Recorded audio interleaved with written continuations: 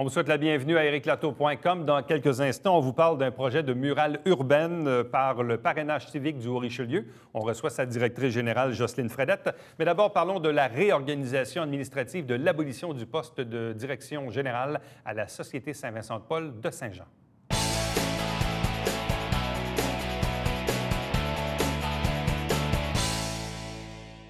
À plusieurs fois dans une année, évidemment, on vous parle des activités, de l'organisation de la Saint-Vincent-de-Paul Saint-Jean. On sait qu'il y a plusieurs organismes dans la région qui sollicitent souvent votre générosité, mais pour, évidemment, les plus démunis de notre société. On reçoit aujourd'hui la présidente de la Saint-Vincent-de-Paul Saint-Jean, Mme Lise Boyer. Bonsoir et bienvenue. Bonsoir. Donc, il y a eu un peu de changement chez vous là, au cours des dernières semaines, des derniers mois. En même temps, on le sait, la précarité de la Saint-Vincent-de-Paul, malheureusement, ça a toujours fait partie de l'actualité parce que on essaie de ramasser des sous d'un côté. Parfois, on a des objectifs, on les atteint pas, etc., etc. Mais ultimement, ceux qui en paient le prix, c'est ceux qui bénéficient de vos services. Puis on sait comment la tâche est énormément difficile. Là, j'ai cru comprendre que vous avez eu, disons, des choix déchirants à faire au niveau de l'organisation. Absolument. Dans le fond, il y a quelques semaines, déjà presque un mois, là, on a décidé d'abolir le poste de directrice générale. Okay. C'est un gros morceau, là, parce qu'en fait, la directrice, c'est la tête de l'organisation. Hein? Dans le fond, Mme Mercier, qui occupait ce poste-là quand même depuis 8 ans. Puis dans les dernières années, on avait organisé tout un système de décentralisation. Tu sais, avec elle, les dernières années, on avait décentralisé beaucoup de pouvoirs, en fait, parce que nous, on fonctionne par conférence. Là, oui, la Saint-Vincent-de-Paul, ça date de 150 ans. Hein? On fonctionne par conférence. Donc, on a 4 conférences, nous, qui sont responsables, dans le fond. Une conférence est responsable de notre nouveau comptoir vestimentaire. Une conférence est responsable de notre centre de distribution alimentaire. Une autre des paniers de Noël et d'Opération Bonne Mine. Et l'autre de tout le volet l'offre de services qu'on offre aux bénéficiaires, l'accueil, l'aide, les entrevues, tout ça. Ça, c'est comme 4 organismes dans un, c'est ça? Absolument. On est comme 4 organismes dans un, qui est le conseil particulier, dont moi, je suis la présidente. Donc, c'est une grosse organisation hein, qu'on a. Dans le fond, les gens ne savent pas ça, même des fois, nos bénévoles ne savent pas ça. On est comme 4 organismes qui est relié complètement dans un. Par le conseil particulier. Par le conseil particulier. Et pourquoi avoir fait le choix d'abolir la direction générale? On a fait ce choix-là pour plusieurs raisons, là, mais c'est une décision strictement administrative qui est reliée à toute cette décentralisation-là, à une restructuration qu'on a à faire parce que, vous avez dit tantôt, il y a plusieurs organismes, il y a de plus en plus de sollicitations, on n'est pas les seuls. Tout le contexte économique change aussi. Vous voyez maintenant les pertes d'emploi, tout ça. Ça, ça nous affecte. Toutes les commandites aussi, là, toutes les enquêtes, tout ça. Ça affecte le milieu économique, donc ça affecte toute la sollicitation qu'on peut faire et tout. Donc, on est comme à un point central où on a pris cette décision-là, nous, qui est la nôtre. En fait, on savait qu'il y aurait des impacts, on ne sait pas exactement lesquels sont. On a décidé d'assumer cette décision-là à cause de ce qu'on avait fait avant. Donc, on a dit, on va essayer de vivre comme ça. Nathalie Mercier était quoi, la seule employée rémunérée de l'organisme? Non, on avait une deuxième employée qui était son adjointe, OK? Mais nous, présentement, on a gardé cet employé-là, mais qui n'est ni une directrice, ni une directrice adjointe. C'est une coordonnatrice, oui. Et la gestion elle-même, présentement, est faite par le conseil d'administration. Bon, là, évidemment, vous sauvez un salaire, donc ce qui n'est quand même pas négligeable là, dans un organisme comme chez vous. Mais en même temps, veut pas, ça doit redonner du boulot au conseil d'administration. Parce que je me rappelle, moi, à l'époque, avant l'arrivée de Nathalie, c'était M. Auclair qui était comme le président, mais le directeur, finalement, il travaillait 40 heures par semaine comme bénévole à s'occuper de l'organisme. Puis à l'époque, le souvenir que j'en ai, c'est que ça devenait un peu tout ça essoufflant. De là est arrivé, dans le fond, l'arrivée d'une direction générale. Est-ce que ce n'est pas un piège, par contre, pour vous de peut-être pas maintenant, mais dans 6 mois, 1 an, 2 ans, je dirais de vider un peu l'énergie des membres de votre CA et de redevenir un peu dans le pattern, d'être un peu débordé dans tout ça. Je ne sais pas, c'est un risque? Oui, ça peut être un risque. On ne le connaît pas, le risque, en fait. Mais ce qu'on sait présentement, c'est qu'avec la structure qu'on a présentement, il n'y a pas juste une personne qui est responsable. Il y a comme plusieurs personnes qui sont responsables, puis plusieurs personnes qui ont des compétences différentes qui sont responsables. Présentement, on a quand même un CA qui est assez fort. Fait que je vous dirais que vous pouvez déléguer les tâches. Présentement, tout le monde a accepté d'en prendre un petit peu plus que sa tâche. Là, présentement, ce qu'on a à faire, c'est tout restructurer ça, tout regarder les dépenses qu'on a, les analyser les unes après les autres, regarder les revenus qu'on a, puis regarder ce qu'on va décider de faire comme dans la prochaine année. Même moi, je vous dirais que dans la prochaine année, il n'y aura pas de nouveautés pour la Saint-Vincent-de-Paul, là. Il va y avoir des activités qui reviennent, qui continuent. Il n'y aura pas de nouvelles activités. En tout cas, moi, je ne prévois pas ça là, présentement. De mémoire, le dernier objectif était de quoi? 350? Non, le dernier objectif, c'était 425 000. Et à ce jour, parce qu'on a eu un conseil d'administration ce matin, moi, je peux vous donner des nouvelles chaudes, on a 412 000 cette année d'amassés. Sur 425? Sur 425. Et votre date ultime, c'est quand? C'est dans deux mois. Il nous reste 2 mois.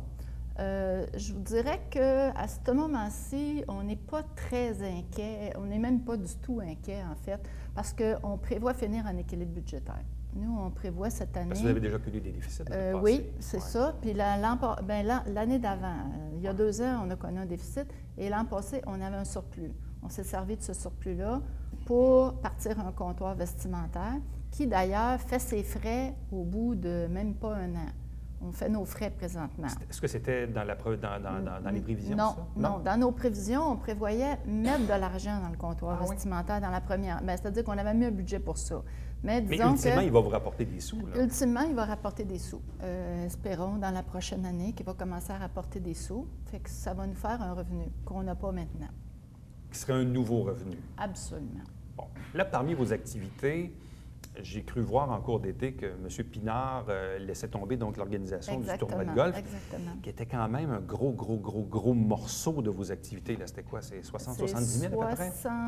L'an passé, 67 200 $. C'est énorme. C'est énorme. Et moi, je vous dirais qu'aujourd'hui, je peux vous annoncer à vous, parce que c'est une nouvelle d'aujourd'hui, qu'il n'y aura pas de golf cette année.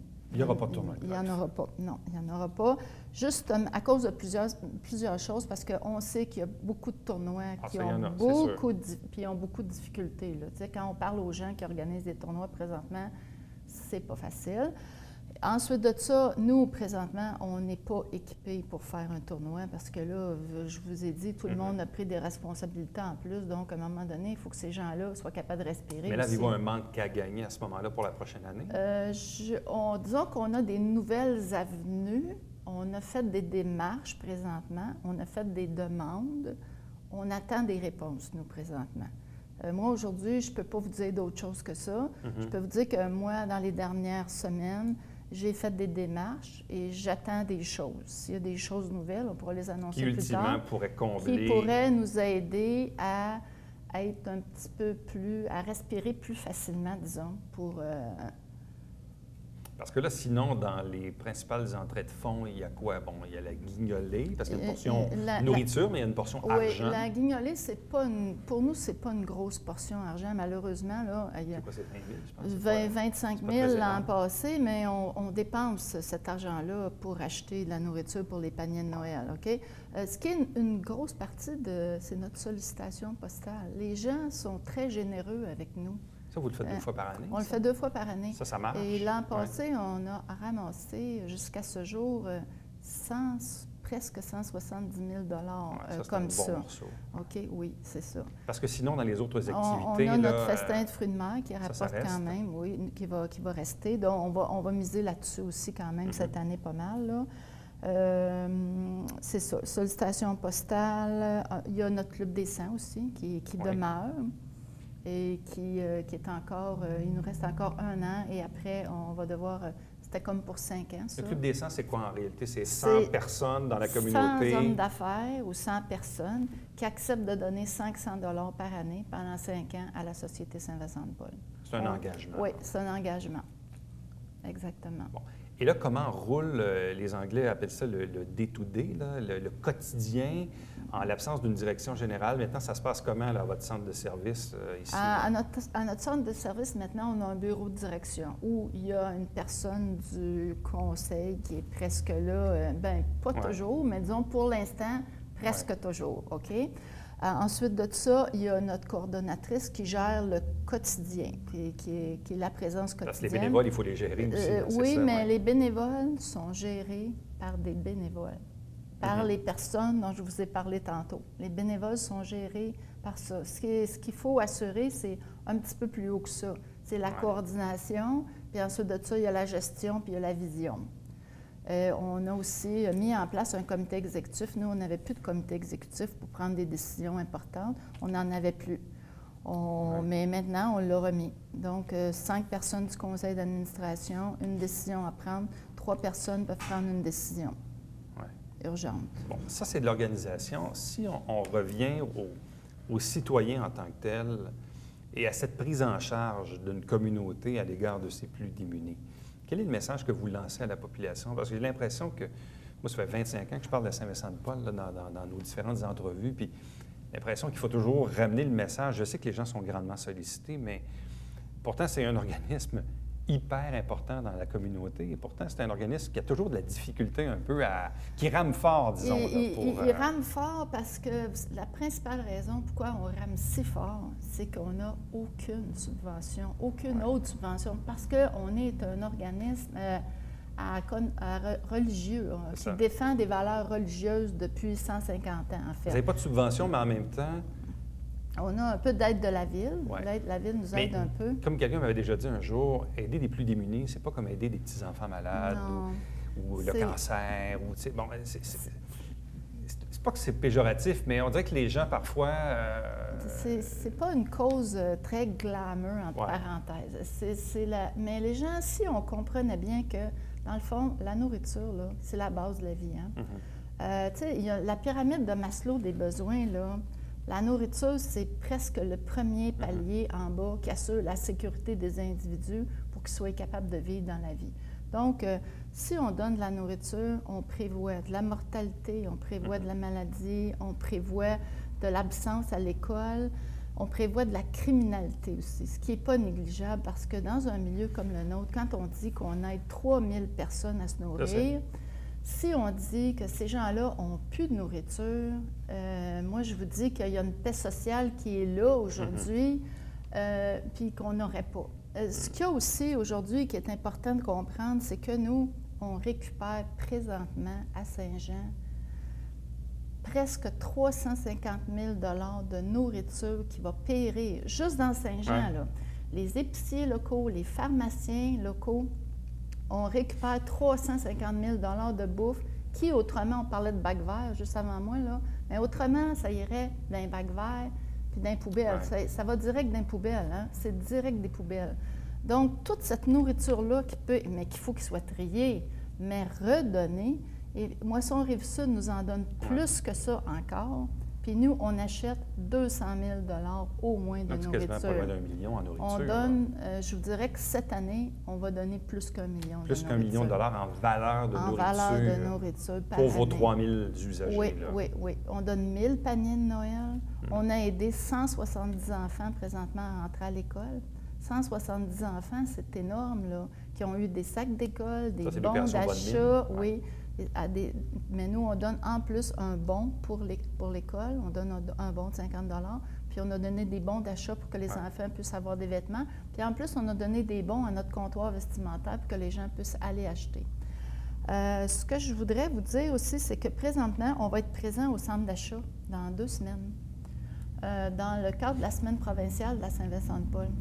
On va faire une action, une présence constante le 27 et le 28 septembre au centre d'achat. C'est une campagne de promotion, mais aussi une campagne en même temps où on compte solliciter les gens pour amener des denrées périssables, amener des dons, amener aussi des vêtements usagés. Puis on fait ça en collaboration avec DuPont Fort. On entre un camion dans le centre d'achat. Et notre but, c'est de remplir notre camion de nourriture, de denrées et tout. Puis on veut aussi faire la promotion pour avoir des nouveaux bénévoles.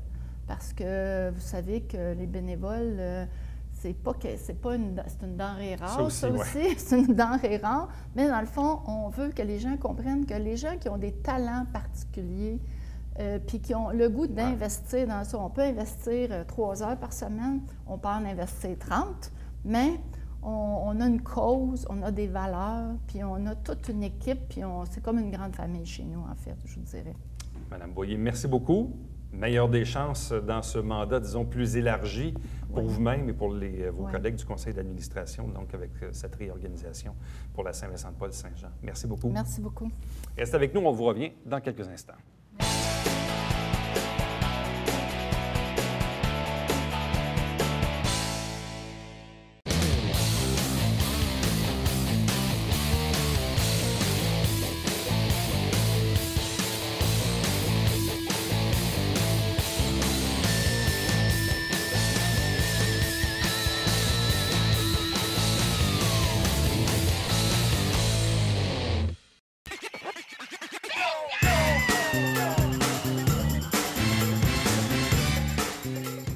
Divertir dans le confort de votre foyer.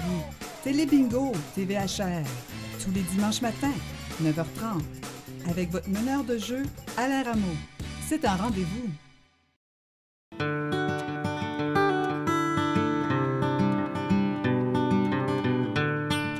Coulisses Bêta, version 3.0, de retour cet automne.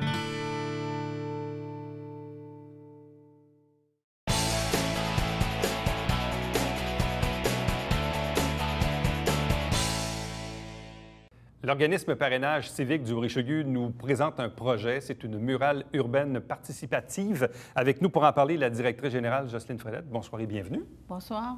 Quelle est la naissance même de ce projet-là? Ça a parti comment?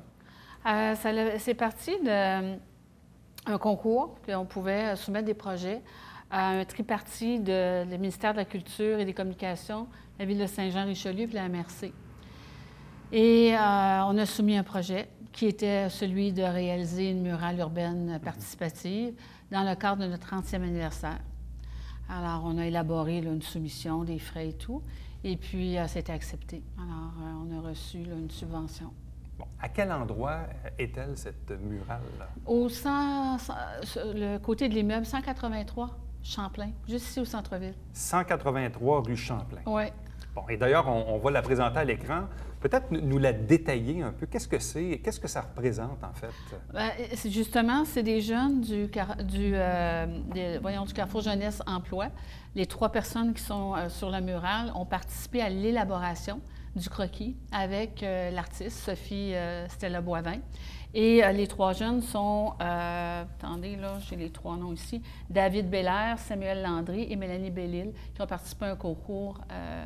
Et ils ont élaboré avec l'artiste, bon, les ailes d'un aigle qui protègent, le dauphin, les dauphins qui sont très protecteurs et ils restent ensemble. Les éléphants, s'il y en a un qui décède, ils vont rester là jusqu'à ce que vraiment, c'est-à-dire qu'il est malade jusqu'au décès. Ils ne quitteront pas. Alors, c'est avec toutes ces idées-là que l'artiste est parti et puis est allé concevoir l'œuvre à partir des idées des 3 jeunes. Quel est le lien entre ce projet-là et l'organisme qu'est le Parrainage civique du Haut-Richelieu? Le lien, vous voulez dire, avec les jumelages et tout? Bien, le lien, c'est... Parce que ça souligne votre 30e anniversaire. Oui, c'est ça. Donc, c'est un... Comment je dirais? C'est une murale qui se veut marquante pour marquer l'événement en tant que tel. C'est vraiment... On voulait avoir, justement, une image qui représente le Parrainage civique du Haut-Richelieu. Donc, la protection, la présence, c'est tout le côté humain. La participation des gens aussi, ici, le chapeau, c'est pour les idées qui sortent. Et le 30e anniversaire sur le dos de l'éléphant.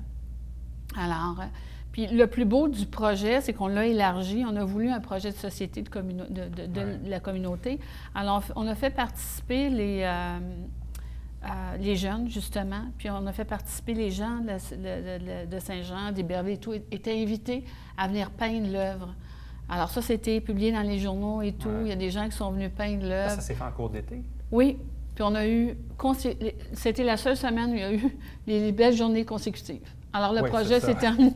C'était quelle date, ça? Le 25, à partir du 25 août. À partir du 25 août? Oui. Ça a pris quand même une journée et demie seulement pour faire le croquis sur les meubles. Ça, c'est l'artiste. Et après ça, il a pu commencer à avoir... Là, Donc, il y a combien de personnes qui de près ou de loin, ont travaillé, ont participé à ce projet? De près et de loin, je dirais 50 à 60 personnes. Là, c'est du monde, là. Ah oui. C'est énorme. Ah oui. Parce qu'il faut comprendre qu'il y a aussi des commanditaires, que j'espère pouvoir souligner tantôt, parce que sans la subvention qu'on a obtenue, c'était de 3 300 $. Mais si on parle juste du projet, de l'artiste seulement, c'est 2 700 $. Alors, il faut... Ça a pris de la nourriture, ça a pris de l'eau. Et qui sont les commanditaires, justement, qui vous ont aidé? Avec grand plaisir. L'Auberge Harris, Mme Françoise Boutin, BMR, Groupe Yves Gagnon. Ensuite, il y a eu IGA, Marché Perrault, pour la nourriture. Les immeubles JMC, qui, eux, avaient toujours des graffitis sur leur immeuble et qui ont accepté de prêter leur mur. Simplex, qui a quand même accordé un rabais sur les locations. Et puis le studio Design Vitro. Alors, c'est beaucoup de collaboration, ça prend des sous, mais le studio Design Vitro, Mme Hélène Duperron, la propriétaire, a prêté son local parce qu'il y a beaucoup de galons de peinture, là. Alors, le déplacement et tout, assurer la sécurité des lieux. C'est beaucoup de planification. Vous avez eu également la participation de l'organisme Autismopolis. Oui. Et ça, c'est ça. Alors, on a eu Autismopolis qui sont venus avec leurs gens.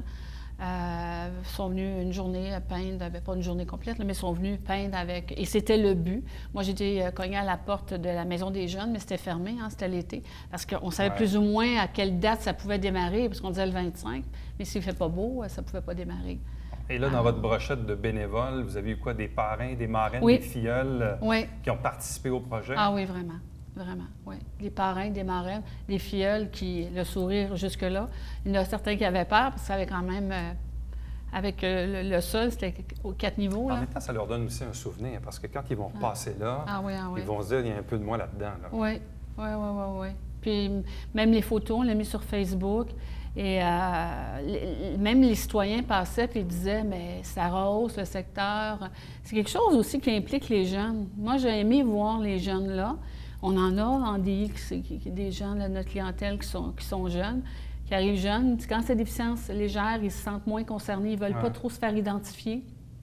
Alors, oui. Puis là, c'est d'essayer de voir qu'est-ce qu'on va faire justement, comment garder cette image-là, parce que c'est le 30e anniversaire. Mais à date, c'est très accrocheur. Ça va super bien. Et sans qu'on rentre dans la grande technique, là, selon les produits utilisés, c'est quoi la durée de vie d'une murale comme ça, avec les intempéries et tout? Oui, bonne question. Moi, quelques années, soit-on là? Oui, parce que j'ai posé la question. Moi, je crois que c'était à l'huile. Mais non, c'est une peinture à l'eau.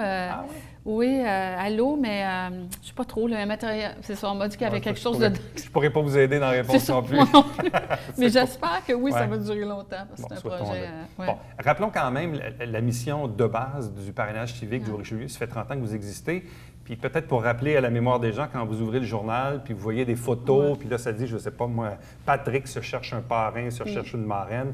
Donc, principalement, votre clientèle, ce sont des gens qui ont de la déficience intellectuelle, qui se cherchent, dans le fond, des parrains, des marraines pour avoir une forme d'accompagnement à quelques reprises dans le mois, dans l'année. C'est ça. Nous, ce qu'on demande aux bénévoles, marraines, parrains, c'est d'avoir 3 heures par mois. 3 heures par mois? Oui. À accorder à une personne en déficience intellectuelle. On a de tout âge. Et puis, c'est de faire une activité. Ça peut être d'aller marcher, ça peut être... Là, vous avez combien de parrains marraines en ce moment? En ce moment, 80 à peu près. 80. Ouais. Avez-vous des besoins pour combler plus de, de jumelage? Oui, il y en a en attente, oui. Puis il y a une autre problématique aussi, c'est qu'on rencontre là, des personnes en déficience intellectuelle légère qui ne veulent pas du tout être associées, ils ne veulent pas paraître dans le journal et tout. Alors, il va falloir trouver d'autres moyens pour qu'ils rencontrent des parrains, des marraines qui ont des beaux jumelages, là. Ça donne vraiment des beaux résultats d'intégration sociale, développer des habiletés sociales aussi. Puis tout récemment, vous avez tenu votre 32e déjeuner réflexion avec Chantal Petitclerc comme conférencière. Ça, il semble, j'y étais pas malheureusement, mais il semble que c'était apprécié.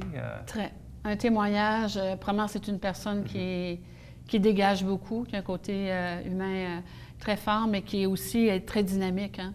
Et son témoignage était apprécié de beaucoup de gens. Et ouais, c'était vraiment, vraiment, vraiment apprécié.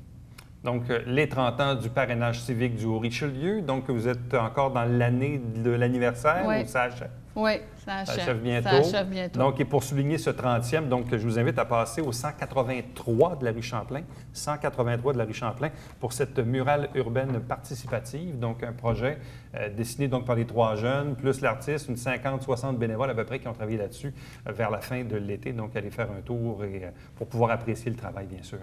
Merci beaucoup, puis longue vie au parrainage. Merci à vous. Merci beaucoup. Restez avec nous au retour, on vous présente le Babillard quotidien.